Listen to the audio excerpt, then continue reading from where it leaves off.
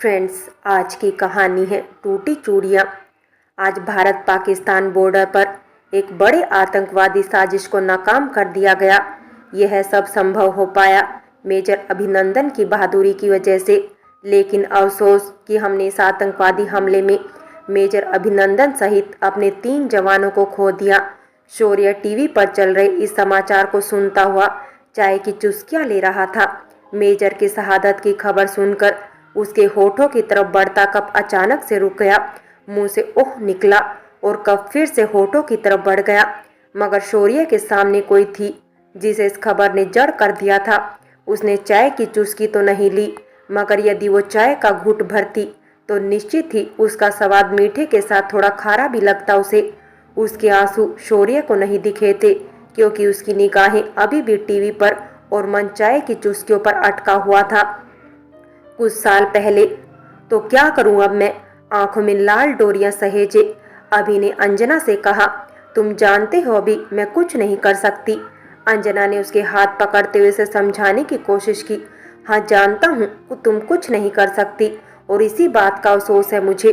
आंखों की लाल डोरियों से आंसू खून की तरह रिसने लगे थे।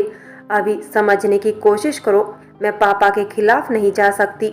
उन्हें हमारा रिश्ता किसी भी कीमत पर मंजूर नहीं। कहते हैं ऐसा हुआ तो वह जहर खा लेंगे। अंजना फूट फूट कर रो पड़ी। आखिर उन्हें दिक्कत क्या है? मैं इंडियन आर्मी का जवान हूँ, लोग हमारी रिस्पेक्ट करते हैं, फिर भला उन्हें क्या दिक्कत है? यही तो दिक्कत है अभी कि तुम इंडियन आर्मी के जवान हो, लोग तुम्हारी रिस्पेक्ट कर सकते हैं लेकिन अपनी बेटी का रिश्ता तुमसे नहीं जोड़ सकते। उन्हें डर लगता है इस बात से कि न जाने किस दिन ये खबर आ जाए कि उनकी फूल सी बेटी विधवा हो गई। तुम भी जानते हो कि हम उन लोगों के बीच है जहां हर कोई चाहता है भगत सिंह फिर से पैदा हो, मगर कोई ये नहीं चाहता कि उनका जन्म उसी के घर हो। अंजना ने अपने अंदर दबी हर बात एक ही सांस में कह दी थी। अभी उसे देखता ही रह गया। ऐसा लगा मानो पहाड़ से चढ़ने के लिए जिस रस्सी का सहारा लिया हो उसी ने खुद से खुद को काट लिया हो। मतलब तुम्हारे पापा को सिर्फ इस बात से दिक्कत है कि मैं एक सेना का जवान हूँ? अभिनंदन ने आश्चर्य से पूछा। हाँ अभी, मगर सब सही हो सकता है अगर तुम अपनी नौकरी को छोड़कर कुछ और कर लो। पापा तो तुम्हें अपने बिजनेस से जोड़ना चाहते हैं। उन्हें मेरी पसंद से कोई दिक्कत नहीं, लेकिन उन्हें अपने होने वाले दामाद की नौकरी से दिक्कत है। अंजना को एक उम्मीद दिखाई दी थी, ये सोचकर कि अभिनंदन उसकी बात मान जाएगा, लेकिन नहीं। ये मेरी नौकरी नहीं, ये मेरा सपना है, मेरा जुनून है, अभिनंदन ने चीखते हुए कहा।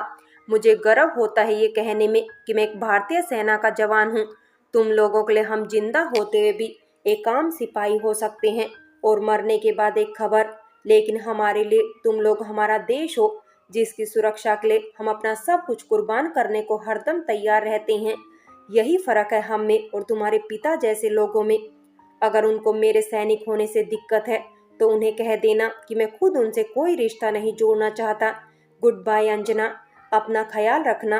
अभिनंदन उठा, मुड़ा और चल दिया। उसके बाद उसने कभी पीछे मुड़कर नहीं देखा। अंजना ने कई बार उससे बात करने की कोशिश की, लेकिन अभिनंदन ने जैसे उसे हर नाता ही तोड़ लिया था। वर्तमान में शौर्य यार तू आराम से बैठा है, बाहर कितने काम पड़े हैं। अंजना के भाई साहिल ने हाथ में पकड़ा कुछ सामान रखते हुए टीवी देख रहे शौर्य से कहा। ओह यार, मैं आ ही रहा था बाहर, मगर ये न्यूज़ देखने लगा। इंडिया के 4 जवान मारे गए यार। So sad. ओ सैड सूड कुछ नहीं भाई, मुफ्त में नहीं करते, सैलरी मिलती है इनको। जैसे सबकी नौकरी है वैसे ही इनकी भी नौकरी होती है। साहिल की बात खत्म होती इससे पहले अंजना चीख पड़ी। नौकरी नहीं होती वो, ये उनका जुनून होता है, इनका सपना होता है। ऐसा सपना जिसके लिए कुछ भी छोड़ सकते हैं, यहाँ तक कि तेरी बहन को भी। समझा, इनसे रिश्ता जोड़ने में तुम लोगों को दिक्कत हो सकती है, लेकिन कम से कम इनकी रिस्पेक्ट तो कर ही सकते हो ना। जाहिल कहीं के, आज इनकी वजह से ही तुम्हारे घर की छतें सलामत है। यही है जिनकी वजह से तुम्हारी आंखों में चैन की नींद समाती है। अंजना अपने मन में दबी आग को बाहर निकालते हुए जमीन पर बैठ गई। उसकी चीखों से पूरा घर गूंज रहा था। पापा भी सब सुन रहे थे। उन्होंने एक निगाह टीवी पर मारी और फिर अंजना को देखने लगे। साहिल एकदम अवाक खड़ा था। उसे समझ ही नहीं आ रहा था अंजना इतना ज्यादा क्यों भड़क गई। बेटा ऐसे गुस्सा नहीं करते, तू तो जानती हो ना इसे, बिना सोचे समझे कुछ भी बोलता है। उसकी बात को इतना सीरियस मत लो। अंजना के पापा जमीन पर बैठते हुए बोले, सही कहा पापा आपने, मुझे ऐसी किसी बात को कभी सीरियस नहीं लेना चाहिए था, तब भी नहीं जब आपने अभिनंदन को एक फौजी होने की वजह से मेरा नहीं होने दिया था। उस दिन आपकी बात को सीरियस नहीं लिया होता तो शायद आज मेरा अभिनंदन जिंदा होता। उस दिन के बाद उसने भले ही कभी मुझसे बात नहीं की, लेकिन मेरे बाद उसने जीना भी छोड़ दिया था। उस पर दिन रात देश के लिए शहीद होने की धुन सवार हो गई थी। मैं उसके साथ होती तो वो लड़ता जरूर मगर मरता नहीं। आपने मुझसे मेरा अभिनंदन और देश से उसका जवान छीन लिया। अंजना के मुंह से अभिनंदन का नाम सुनकर सबने एक नज़र टीवी स्क्रीन पर मारी, जहां अभी भी मेजर अभिनंदन के शहीद होने की खबर चल रही थी। अंजना के पिता कभी भी अभिनंदन से मिले नहीं थे। उसके फौज में होने की बात भर से ही उन्होंने रिश्ते से मना कर दिया था।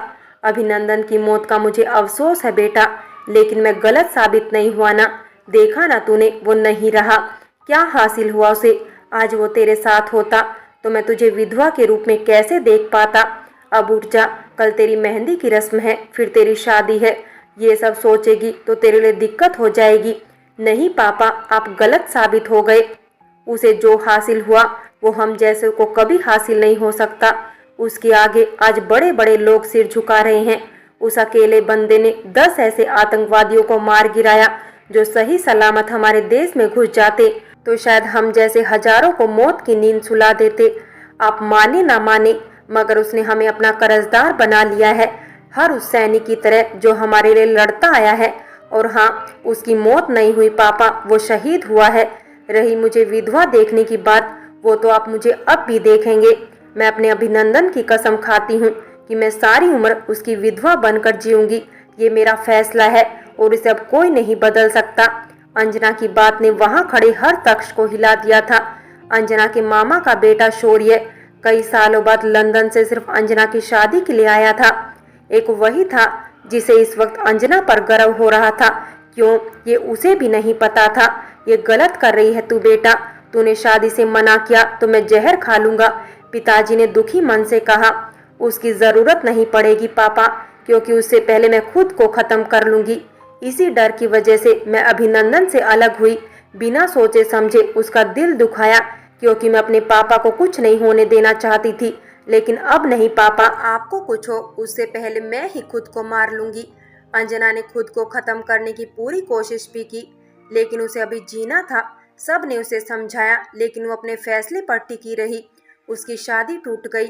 तिरंगे में लिपटे अभिनंदन की देह पर चूड़ियां तोड़ने के बाद उसने उसके साथ अपनी जवानी भी जला दी। अभिनंदन के घर वालों ने उसे बहुत समझाया, मगर वो नहीं मानी। आज वो अभिनंदन के बूढ़े माँ बाप का सहारा है। अपने इकलौते बेटे को खोकर अभिनंदन के माँ बाप ने एक बेटी पाली। अंजना के पिता ने इसी को अपनी किस्मत मान लिया और समय के साथ अंजना के फैसले का भी सम्मान करने लगे। अभिनंदन अक्सर अंजना के सपने में आता है, ये कहने के लिए उसे समझने में उसे गलती हो गई। इधर अंजना मुस्कुराकर कहती है, तुमसे गलती नहीं हुई, बल्कि तुम्हें और तुम्हारे जुनून को समझने में मैंने देर कर दी। फ्रेंड्स, कहानी अगर अच्छी लगी हो तो लाइक करें, शेयर करें और प्यार भरी कहानी चैनल को सब्सक्राइब करें।